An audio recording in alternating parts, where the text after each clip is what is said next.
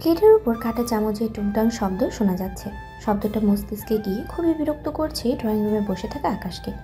তবে আপাতত সেদিকে বিশেষ ধ্যান দেওয়ার প্রয়োজন মনে করল না ও, কারণ মুঠোফোনে নিজের নতুন গার্লফ্রেন্ডের সাথে চ্যাটিং করতে পুরো দোস্তর ব্যস্ত এখন আকাশ। মেয়েটার সাথে মাসখানিক হলো সম্পর্কের, ওদের পরিচয় অবশ্য ফেসবুকে। সাধারণত আকাশ ফেসবুকে প্রচুর অ্যাক্টিভ থাকে, ফেসবুকে বিভিন্ন গ্রুপের সাথে জয়েন রাখে নিজেকে সর্বক্ষণ। এক মাস আগে এক পোস্টের কমেন্টের মাধ্যমে রীতা নামের একটি মেয়ের সাথে কথা হয়। এরপর মেয়েটার প্রোফাইল ঘাটা শুরু করলে কেন জানি একটু অন্যরকম মনে হলো। আকাশের আগ্রহ হলো, তাই ডিটেলস জানতে পুরো প্রোফাইল খুব খুঁটিয়ে খুঁটিয়ে দেখে নিল আরও একবার। আকাশ প্রথমে নোক দিল মেয়েটাকে। ছেলে হিসেবে আকাশ দেখতে কম সুদর্শন নয়, ঈশ্বর প্রদত্ত রূপ পেয়েছে যেন এই দুই ভাই, যার মোহে বিভিন্ন বয়সের নারীরা আকৃষ্ট হয়ে পড়ে খুব সহজে। মাহাদের অবশ্য এইসব বিষয়ে আগ্রহ ছিল না কোনো কালেই, তবে আকাশ বয়সন্ধির কাল থেকেই বিভিন্ন কায়দা ও মায়াজালে মেয়েদেরকে নিজের দিকে আকৃষ্ট করে তুলতে ভীষণ পটু। যে কোনো মেয়ে ক্ষণিকের দেখায় না কথায় বা কথার মোহেই পড়ে যায় আকাশের। রীতা মেয়েটিও নিজেকে ধরে রাখতে পারেনি হয়তো। প্রায় প্রতিদিনই তাদের মাঝে সাধারণ কিছু কথাবার্তা হতো, এই যেমন আজ আকাশ জিজ্ঞেস করে, খেয়েছো বাবু? মেয়েটি শুধু বলে, কি খেয়েছে আমার বাবুটা? এই তো তেমন কিছু না, fried rice, chicken curry, mixed vegetable, meatball আর। তাই নাকি? এত কিছু কে বানিয়েছে? নিশ্চয়ই আমার বাবুটা। না তো। তাহলে? ফুড পান্ডা। আকাশ যেন আজ আকাশ থেকেই পড়ল। বলে কি এই মেয়ে? আকাশ কিছু বলবে তার আগে আবারও শ্রবণ ইন্দ্রিয়র আঘাত করে টুংটাং ধ্বনি। কয়েক মুহূর্তের জন্য আকাশের মনোভাব ছুটে যায়। অন্যদিকে আকাশকে নিশ্চুপ দেখে অধৈর্য হয়ে একবার রীতা মেয়েটা বলেই ওঠে, কোথায় গেলে? আকাশ বিরক্তের কণ্ঠে জবাব দেয়, আকাশে পাখি ধরতে বাবু। এই তুমি এখানে কি করছো বাবু? তুমি না বললে তুমি অসুস্থ, হাসপাতালে ছিলাম ভর্তি। বাবু, কিন্তু এখন বাড়িতে চলে এসেছি। তাই নাকি? কিন্তু তুমি না বাইক অ্যাক্সিডেন্ট করে হাত পা ভেঙে বসে আছো বললে। এই তুমি এত তাড়াতাড়ি সুস্থ হয়ে গেছো কিভাবে? না, সুস্থ হইনি তো। তাহলে হাসপাতাল থেকে চলে আসছো কেন? ওখানে সিগারেট খেতে দেয় না বাবু, তাই চলে এসেছি। এই তুমি পাগল নাকি? হ্যাঁ বাবু, একটু একটু। এবার রীতার কোনো হেলদোল হলো না। মেসেজ সিন হচ্ছে, কিন্তু অপাশ থেকে কোনো উত্তর এলো না এখনো। আকাশ ধৈর্য ধরে টানা 20 মিনিট তাকিয়ে রইল ডিজিটাল স্ক্রিনটার দিকে, কিন্তু নো জবাব। আকাশ মনে মনে ভাবল, মোটরে গেল নাকি মেয়েটা? কেস খেতে না হয় আবার। এদিক দিয়ে টুংটাং শব্দের গতি যেন আরও দ্বিগুণ হারে বাড়ল। ফলপ্রসূ বারবার আকাশের মনোযোগ বিচ্ছিন্ন হচ্ছে ও শান্তির মতো মেয়েটাকে নিয়ে একটু ভাবতেও পারছে না। আর এদিকে মনোযোগ বিচ্ছিন্ন হওয়ার ভুলে টাইপিং মিস্টেকটাও রীতার জায়গায় ফিতা লিখে ফেলে। এই ফিতা দেখা যাচ্ছে না কেন? কিসের ফিতা দেখতে চাও তুমি? রীতা ঝাঁঝিয়ে প্রশ্ন করে, অসভ্য ছেলে, আমি তোমাকে ভালো মনে করেছিলাম। তুমি তো দেখি শয়তানের হাড্ডি। আর কথা বলবে না আমার সাথে, দূর হও, আমার ইনবক্স থেকে বের হও। নিজের নামের এমন বিকৃত হতে দেখে আকাশের 1 মাসের গার্লফ্রেন্ডের সাথে সাথে ব্রেকআপ করে নিল ওর সাথে। আকাশ বারবার সরি বলা সত্ত্বেও মেয়েটা শোনো না, বরং আকাশকে আইডি থেকে ব্লক করে দিল। আকাশ চটে গেল মেয়েটার কাণ্ড কারখানায়। এত কষ্টে পটিয়েছিল এই মেয়েটাকে বেচারা। প্রায় 1 মাস হতে চলেছে তাদের সম্পর্কে, আর এরই মধ্যে এত সামান্য একটা কথায় ব্রেকআপ করে ফেললো। এত দেখে আকাশের থেকেও জালমান।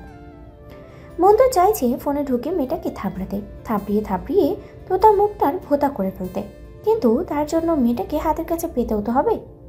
কাজের মেয়েটা তো ওকে ব্লক করে বসে আছে।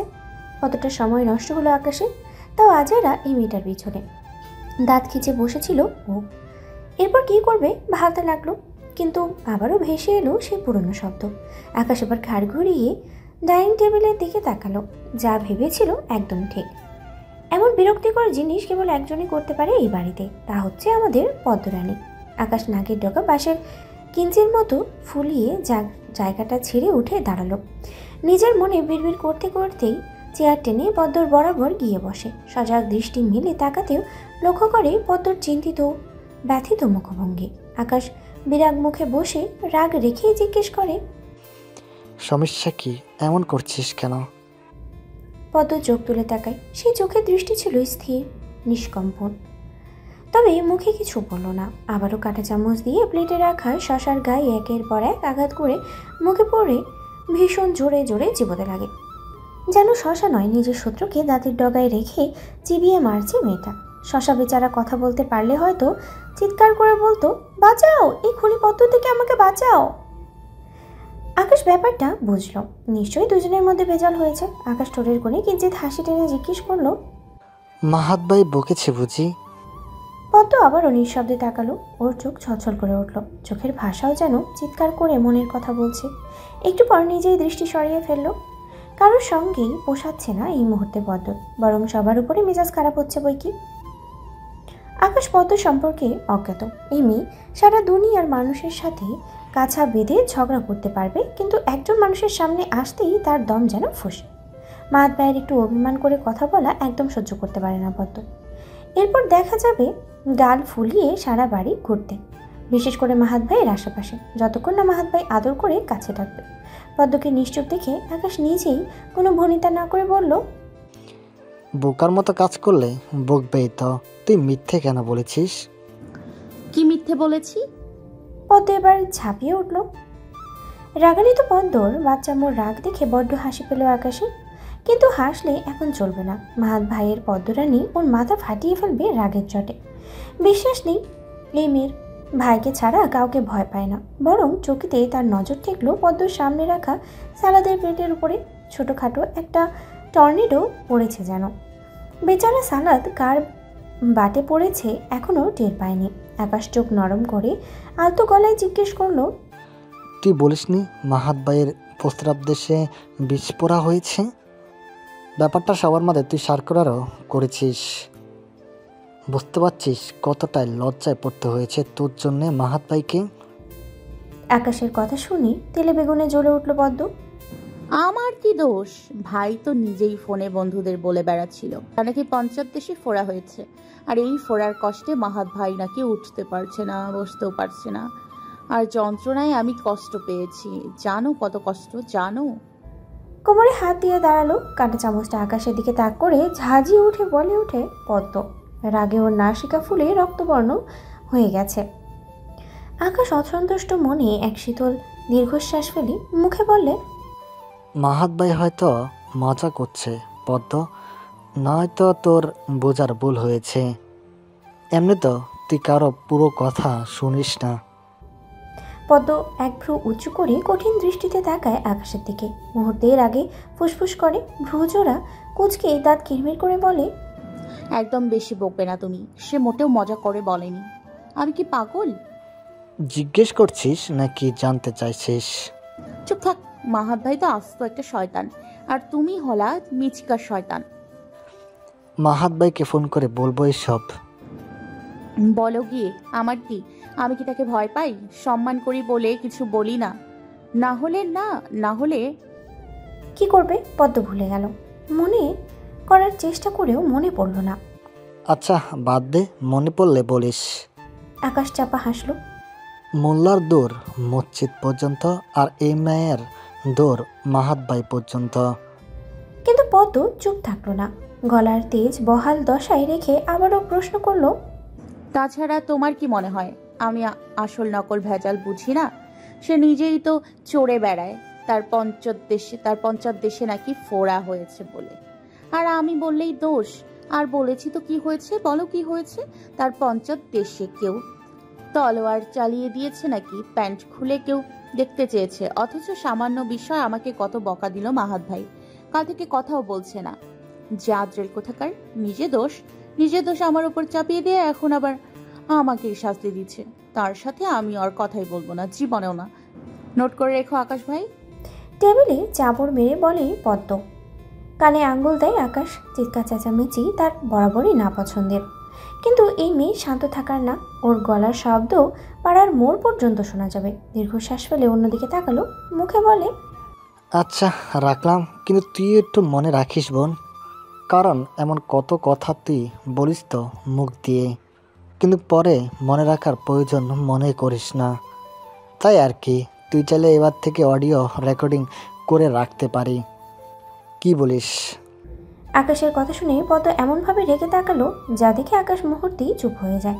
কারণ তা না হলে যে ওর কপালে এবার লালবাতি জ্বালিয়ে দেবে পদ্ম, আকাশ তা খুব ভালো করে জানে। নিজের রাগে দিকবেদিক শূন্য এই নারী রাগ মেটাতে না আবার কাঁটা চামচটা ঢুকিয়ে দেয় ওর পশ্চাৎ দেশে। পদ্ম আর আকাশের কথার মাঝে সেখানে উপস্থিত হলো অন্তরা, আর আসার পর থেকেই নিমেষহীন চোখে তাকিয়ে আছে ও আকাশের দিকে। কি সুন্দর দেখতে এই পুরুষ, একদম ফিটফাট নয়, সম্পূর্ণ বাউন্ডলে একটা ছেলে, অথচ কোনো এক দুর্বার জিনিস ওকে আকর্ষণ করে চলে প্রতি মুহূর্ত এই ছেলেটার দিকে। অন্তরা বেচারি আর সামনে এগোতে পারে না, বরং ওর পুরো শরীর কাঁপতে থাকে। আজ যেন প্রিয় মানুষটাকে আর একটু বেশি সুন্দর লাগছে ওর চোখে। অজান্তেই ওর কাঁপা কাঁপা ডান হাতটা উঠে আসে ওর বাম দিকের বুকের কাছে। অন্তরা পরিষ্কার অনুভব করতে পারে ওর ক্রমশ বেড়ে যাওয়া হার্টবিটকে। এই পুরুষটাকে দেখলে কি যেন হয়, ওর বুক ধকপক করতে থাকে, নিজেকে কেমন পাগল পাগল মনে হয়, এক অদ্ভুত অস্থিরতা ঘিরে ধরে। চাইলেও মুখ ফুটে কিছু বলতে পারে না, সত্যি বলতে সাহস হয় না। নিজের অবস্থান ও জানে, সাথে এটাও জানে এই পুরুষ ওর জীবনে অধরাই রয়ে যাবে। নীরব ভালোবাসার মাঝে ওর একতরফা ভালোবাসা গভীর শ্বাস হারিয়ে যাবে। হয়তো কখনো এই পুরুষ জানতেও পারবে না অন্তরা নামের কোনো নারী ওকে ভালোবেসেছিল, ভীষণ ভালোবেসেছিল। অন্তরার বুক চিরে বের হয়ে আসে দীর্ঘ এক শ্বাস। ভীষণ ক্লান্ত লাগছে ওকে, কিন্তু তবুও এতদিন পর কাছের মানুষটাকে দেখতে পেয়ে অদ্ভুত এক ভালোবাসার আবেশে ঘিরে ধরেছে। সামনে বসা এই ঝাঁকড়া চুলের অধিকারী পুরুষের অবিন্যস্ত চোরগুলোতে একটু হাত বুলিয়ে দিতে ভীষণ ইচ্ছে করছে ওর এই মুহূর্তে। এক প্রকার ঘুরে অন্তরা পদ্মর সন্নিকটে এসে দাঁড়ায়। পদ্ম গালে হাতে দিয়ে কিছু হয়তো ভাবছিল, তাই অন্তরার উপস্থিতি ও ঠাহর করতে পারেনি প্রথমে। অন্তরা নিজেকে সামলিয়ে পদ্মর পাশে চেয়ার টেনে বসে, কাঁধে হাত রেখে জিজ্ঞেস করে, কিছু হয়েছে পদ্ম? গাঢ় ভাবনাই ছিল, তাই হয়তো প্রথম বাক্য শুনতে পায়নি। পাশে তাকিয়ে অন্তরাকে দেখতে পেয়ে জিজ্ঞেস করলো, কিছু বলেছ আপু? কি ভাবছো এত? পদ্ম জ্ঞানীদের মতো মুখভঙ্গি করে কপালের মাঝে সরু ভাঁজ ফেলে বলে, ভাবছি এই মীর জাফরকে কিভাবে খুন করা যায়। মীর জাফর? সেটা আবার কে? অন্তরার বিষম কণ্ঠ এই বাড়িতে থাকা সকল সদস্যকেও মোটামুটি চেনে, তবে এই নামে কেউ আছে বলে ওর ধারণা নেই। কে আবার? এই তো সামনে বসে থাকা তোমার ভাবুক পুরুষ, আকাশ পাতাল। আকাশ বিষম খায়, বিষম খেয়ে কিছুক্ষণ খক করে কাশে বেচারা। অদ্ভুত বড় বড় চোখ করে তাকায় পদ্মর দিকে। এই মেয়ের মুখে একটুও লাগাম নেই। বেচারা মাহাত ভাইয়ের জন্য দুঃখ হয় ওর মাঝে মাঝে, কিভাবে সামলায় এই ধানি লঙ্কাকে। ভাবতেই আকাশের পেটের সমস্যা দেখা যায়। অন্তরাও খানিক অপ্রস্তুত হয়ে পড়ে পদ্মর এমন স্পষ্ট কথায়। কি বলিস ফাজিল মেয়ে, মাথা ঠিক আছে তোর? কি আবল তাবল বকছিস? আর তোদের ঝগড়ার মাঝে আমাকে কেন টানছিস? আমি তোর কোন ভাড়া বাতের মই দিয়েছি? টানাটানি কোথায়? আমি তো তোমাকে খুন করে তোমার সব সম্পত্তি নিজের নামে করে ফেলার প্ল্যানিং করছি। বলেই পদ্ম ডাকাতের মতো অট্ট হাসিতেই হাসতে লাগে। ওর এমন অর্থহীন হাসিকে অন্তরা সহ আকাশ বিস্ফোরিত নয়নে বেশ কিছুক্ষণ তাকিয়ে রয়। মনে মনে দুজনে হয়তো একত্রেই ভাবছে, কি সাংঘাতিক এ মেয়ে। খানিক মুহূর্ত বাদ পদ্ম হাসি থামিয়ে অন্তরার দিকে তাকায়, নির্বিঘ্নে বলে, এই অন্তরা আপু, তুমি চলবে আমাদের সাথে? কোথায়? অন্তরার কৌতূহল প্রশ্ন গিয়ে থামে পদ্মর মুখের দিকে।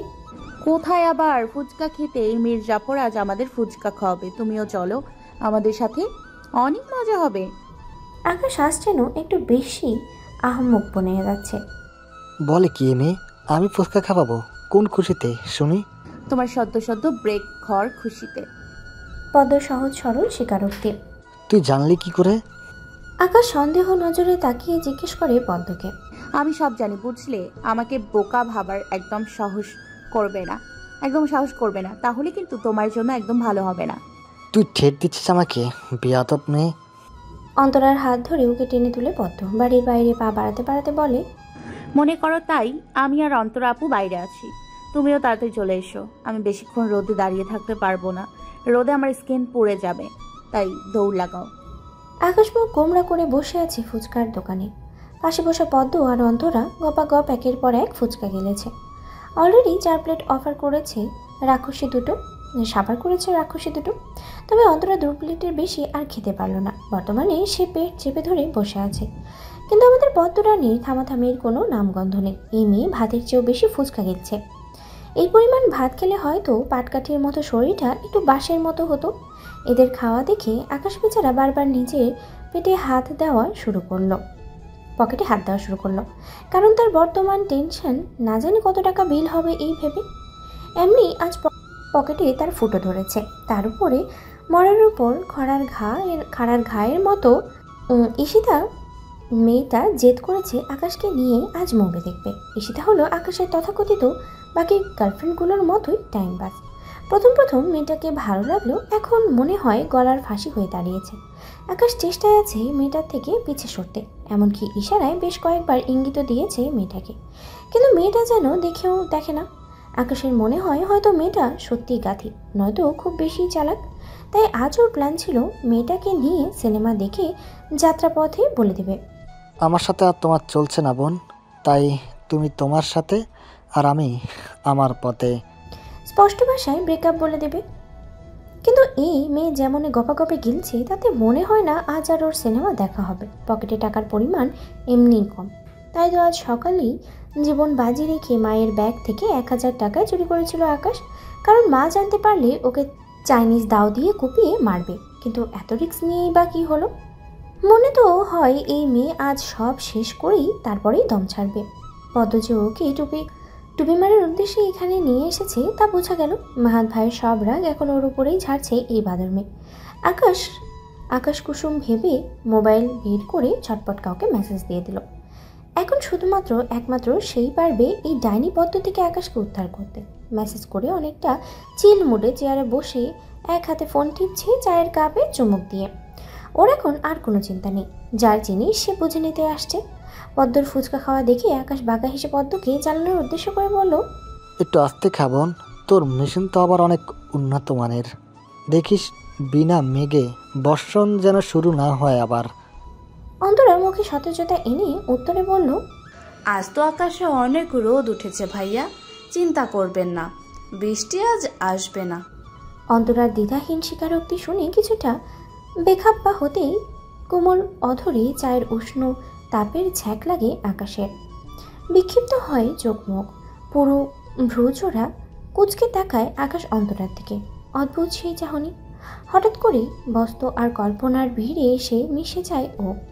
তা থেকে বের হওয়ার খোঁজ মেলা দারুণ কঠিন হয়ে পড়ে আকাশের কাছে।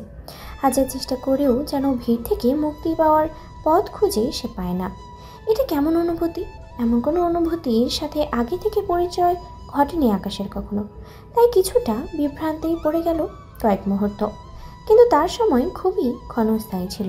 আকাশ দেখলো মেয়েটার কৌতূহল দৃষ্টি গিয়ে ঠেকেছে ওর মুখের দিকে। আকাশ কিছু বলতে গিয়েও যেন জানি বলতে পারল না। অন্তরা মেয়েটার দৃষ্টি অনেক কিছুই বলে, আর আকাশ তার ইঙ্গিত খুব ভালো করেই বোঝে। কিন্তু অন্য সব মেয়েগুলোর মতো অন্তরার সাথে ওর ফ্ল্যাটিং করতে মন চায় না, কারণ ওর রং নয়। মেয়েটা খুব সহজ আর সরল, পারিবারিকভাবেও অভাগী। তাছাড়া মাহাতোকে আগেই বলে দিয়েছে সিরিয়াস না হলে অন্তরার অনুভূতিকে কখনো প্রশ্রয় না দিতে। মেয়েটা হয়তো সহ্য করতে পারবে না, তাই আকাশও সে পথে যায় না। থাক না কিছু অনুভূতি নীরব নিবৃত্তি, তবুও একান্ত আপন তো থাকবে।